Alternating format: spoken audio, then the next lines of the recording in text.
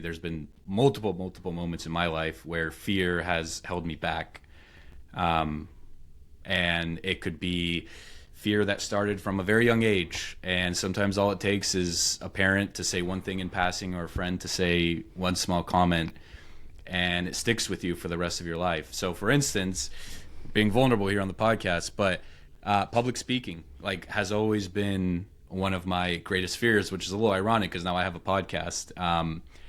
But I just remember when I was a kid, like anytime, you had to, there was those poems that you had to read in front of your third grade class, or, even when you did the popcorn reading and, a teacher would randomly call on students to read a portion of a book. I just remember my heart racing every single time in those exact moments. Yeah. And for a long time, like it really affected me. Like anytime I had a public speak, whether it was in college with a project or even at work, like if I had to present, a slide deck or something similar. And for the longest time, I thought back and I was like, why? Like, where did this start? Where did this fear start? Because it had to have started from something, from somewhere, either a comment or some scenario. And I think I'm over the fear of public speaking, but I'm still trying to dig at the root cause and how I actually solved that fear.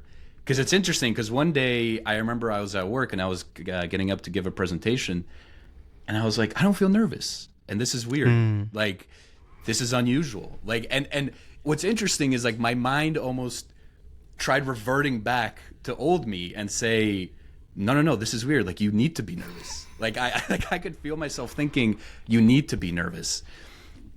And at that point, I was like, okay, something like, what's happening? I'm not nervous, and yet my mind's telling me that you have to be nervous.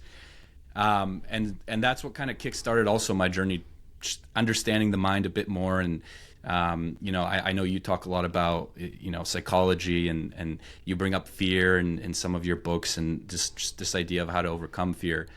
That was kind of a mess and a ramble, but I do think that there's a lot of fear that people have, and you have this part in your book, Useful Not True, which is your most recent book that you just put out.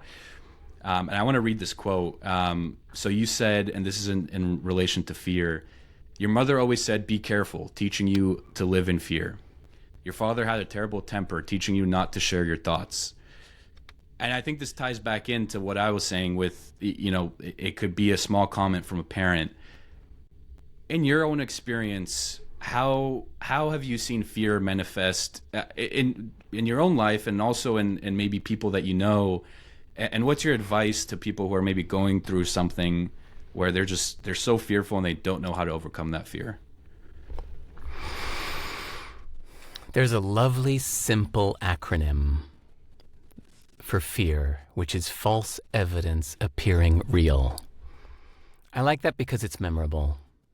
It's a little helpful to come back to in the moments when you're scared, to remember this kind of silly, cheesy acronym, false evidence appearing real.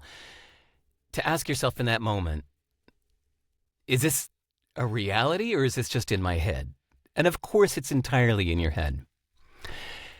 But my main advice for anybody is my main rule of thumb that I have followed more than anything else in my whole life. This little nutshell of an idea that I keep in my pocket at all times says, whatever scares you, go do it. Because then it won't scare you anymore. And I've been following that in tiny ways and big ways since I was a teenager.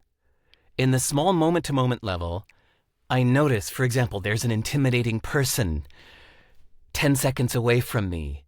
I'm scared to go talk to them. And I notice that feeling. And I say, whatever scares you, go do it. Here I go. And I take the 10 steps to go talk to the intimidating person. On a big level, I think renouncing my U.S. citizenship to block myself from ever entering America again. That's terrifying. Well, whatever scares you, go do it. So here we go. So even on the big life level, I've done things like renounce my citizenship to keep me out of my comfort zone. and everything in between. I use this rule of thumb all the time because of the second half. Because once you do it, it doesn't scare you anymore. Or the more you do it, it ends up becoming your comfort zone. So now talking to strangers is my comfort zone. It used to terrify me. Now it actually calms me. Like, New Zealand is a place where everybody chit-chats with each other on the street. Sorry, I live in New Zealand. I've been here for 13 years now. And the local culture is such that the locals just chit-chat with each other all the time, and I find it very comfortable. An American friend of mine came to visit me, and just in 2 hours of walking around, he said, I've never talked with so many strangers in my life in 2 hours. I said, well, that's kind of the New Zealand culture. It's shallow chit-chat, but it's talking with strangers, and I find it very comfortable now. But public speaking, same thing as you. I used to be terrified of it. Getting up on stage was, a heart pounding out of my chest like I was about to have a heart attack. And because of that, I kept doing it because it kept scaring me. And eventually, it became so much my comfort zone that actually I feel a little weird when I'm in the audience now because it always feels like I'm supposed to be on stage. That's my place. That's my turf. It's on stage. This feels weird. I'm in the audience. How strange. I need to be up there where I'm comfortable. So whatever scares you, go do it because then it won't scare you anymore.